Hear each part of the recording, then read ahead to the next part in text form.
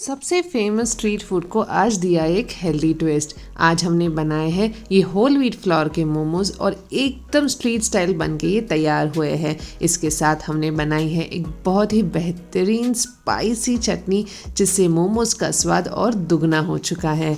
Hello everyone and welcome to hit recipes. इतने light, इतने soft और इतने जूसी बने हैं कि आप एक में थकेंगे नहीं। तो सबसे पहले हम इसकी फिलिंग तैयार कर लेते हैं। तो फिलिंग बनाने के लिए मैंने यहाँ पे एक कढ़ाई में ले लिया है लगभग 2 टीस्पून जितना तेल। बहुत ही कम तेल में ये बन के तैयार हो जाते हैं, इसलिए बहुत हेल्दी भी है। 1 टीस्पून जितना मैंने अदरक और हरी मिर्च को क्रश करके मिला दिया है और इन्हें हम सौटे करेंगे जब तक कि इनमें से अच्छी खुशबू ना आ जाए। जब ये अच्छे से सौटे हो जाएंगे हम इसमें मिलाएंगे आधा कप जितने प्याज फाइनली चॉप करके। उसी के साथ साथ आधा कप जितनी गाजर को भी फाइनली चॉप करके मिला देंगे। आधा कप जितनी कैप्सिकम को फाइनली चॉप करके मिलाया है और आधा कप जितनी मैंने पत्ता गोभी को फाइनली चॉप करके मिला दिया है। सारे वेजिटेबल्स को हमें मिक्स करके 2 से 3 मिनट तक कुक कर लेना है।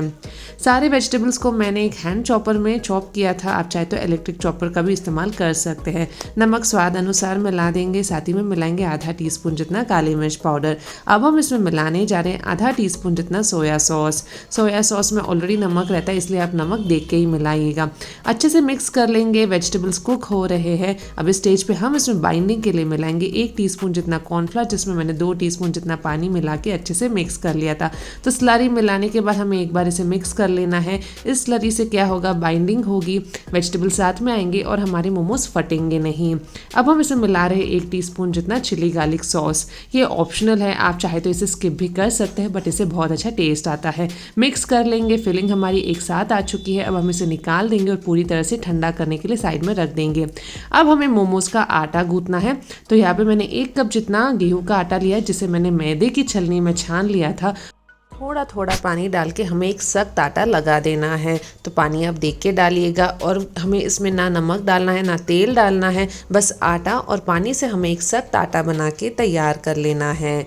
आटा को लगाने के बाद हम इसे 5 मिनट तक रेस्ट करने देंगे और फिर हम इसे 3 से 4 मिनट तक और थोड़ा सा इस तरह से गूंथ लेंगे ताकि जो हमारा आटा है वो अच्छे से सेट हो जाए। तो हमें इसे 3 से 4 मिनट तक अच्छे से इस तरह से गूंथ लेना है और आप देख सकते हैं कि आटा हमारा ऑलमोस्ट सेट हो चुका है।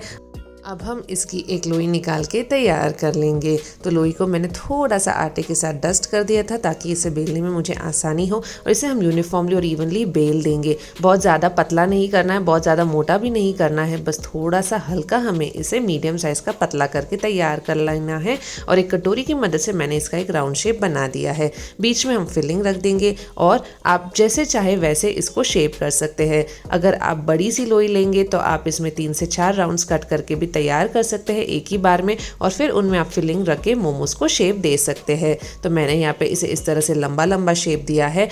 आप अगर चाहे तो इसका राउंड शेप या फिर ट्रायंगल शेप भी इसका बना के तैयार कर सकते हैं। तो सारे मोमोज को हमें बस इसी तरह से शेप कर लेना है। आप देख सकते हैं आटा हमने सख्त लगाया, इसलिए हमें इसे शेप करने में कोई मुश्किल नहीं हो रही है। फिलिंग में हमने कॉर्नफ्लोर मिलाया था, इसलिए ये फटे भी नहीं है। बहुत ही आसानी से ये बन के तैयार हो रहे हैं। बस इन 2 ट्रिक्स का आप ध्यान रखिएगा तो आपके मोमोज फटेंगे नहीं, आराम से आप इन्हें शेप कर पाएंगे। और फिर आप फिलिंग को भी पूरी तरह से ठंडा कीजिएगा, नहीं तो ये सौगी हो जाएंगे और फिर आपके मोमोज फटने के चांसेस रहेंगे।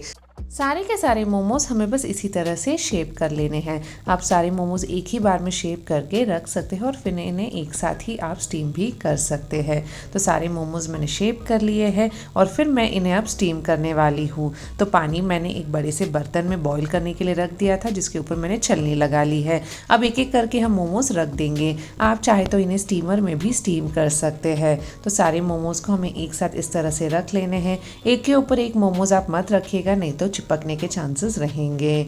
अब मैं इसके ऊपर एक लिड डाल दूंगी और इसे मैं स्टीम करूंगी 15 से 20 मिनट तक हाई फ्लेम पे। जब तक ये स्टीम होते हैं हम यहाँ पे एक चटनी तैयार कर लेंगे। तो मैंने 1 कप पानी उबाल आने के लिए रख दिया था, जिसमें मैं 3 मीडियम साइज टमाटर रफली डाइस करके मिला दूंगी। साथ ही में हम मिलाएंगे 4 से 5 सूखी लाल मिर्च, जो कि बैरगी वैरायटी की है। थोड़ा सा हम नमक मिला देंगे और इन्हें हम हल्का बॉईल करेंगे लगभग 7 से 8 मिनट तक। तो मीडियम हाई फ्लेम पे हमें इसे बॉईल करना है। बीच बीच में आप इसे थोड़ा सा घुमा चलाते रहिएगा। 7 से 8 मिनट के बाद हम टमाटर का जो छिलका है वो आसानी से निकल के आ जाएगा, तो हम इसे निकाल देंगे और इसे हम पूरी तरह से ठंडा करने के लिए रख देंगे। जो पानी बचा हुआ है वो भी हम चटनी में इस्तेमाल करने वाले हैं। तो सारे टमाटर के छिलके निकाल दिए हैं, इसे हम फ्लेम से निकाल के पूरी तरह से ठंडा भी कर चुके हैं, ग्राइंडर जार में भी ट्रांसफ़र कर चुके हैं। अब थोड़ी थिकनेस के लिए मैं 1 टीस्पून जितना कॉर्नफ्लोर और 2 टीस्पून जितने पानी का स्लरी मिला दूंगी और फिर इसे एक स्मूथ पेस्ट में ग्राइंड करके एक बर्तन में निकाल दूंगी। अब मैं यहाँ पे एक तड़का तैयार कर रही हूँ, तो 1 टीस्पून तेल में हम मिला देंगे लगभग 1.5 टेबलस्पून जितने लहसुन को फाइनली चॉप करके। लहसुन का बहुत अच्छा टेस्ट आता है, तो आप इसे सौटे कीजिएगा जब तक कि इनमें से अच्छी खुशबू ना आ जाए और फिर आप इसे फ्लेम से निकाल दीजिएगा। अब उसी पेस्ट में हम मिलाएंगे 1 टीस्पून जितनी मिक्स्ड हर्ब सीजनिंग्स, साथ ही में हम मिला देंगे 1/4 टीस्पून जितना काली मिर्च पाउडर और हम एक बार नमक चेक कर लेंगे और फिर बाकी का नमक हम इसमें मिला देंगे। फ्राई की हुई लहसुन मिला देंगे और इसी के साथ साथ हम इसमें मिलाने जा रहे 1 टेबलस्पून जितनी फ्रेश धनिया पत्ती को फाइनली चॉप करके और इसे हम मिक्स कर लेंगे। तो हमारी बहुत ही स्पाइसी, बहुत ही टेस्टी, बहुत ही गार्लिकी चटनी बनके तैयार हो चुकी है। अब 15 से 20 मिनट भी बीत चुके हैं, एक बार मोमोज़ को चेक कर लेते हैं। मोमोज़ हमारे अच्छे से स्टीम हो चुके हैं, आप देख सकते हैं कि ऊपर की परत कितने अच्छे से कुक हो चुकी है। अब एक एक करके हम इन्हें निकाल देंगे। आप चाहे तो इसे चिली फ्लेक्स और मिक्स्ड हर्ब सीजनिंग से गार्निश कर सकते हैं और आप इसे मेयोनीज़ और हमारी बनाई हुई चटनी के साथ सर्व कर सकते हैं। मैं इसे मेयोनीज़ के साथ नहीं सर्व कर रही हूँ, बस हमारी चटनी ही काफ़ी है, बहुत ही टेस्टी लगती है। थोड़ी धनिया पत्ती के साथ हमने इसे गार्निश कर लिया है और इसे हम गर्मा गर्म परोस लेंगे। अगर आप इसे बैचेस में कुक कर रहे हो तो आप नेक्स्ट बैच अभी रख सकते हो।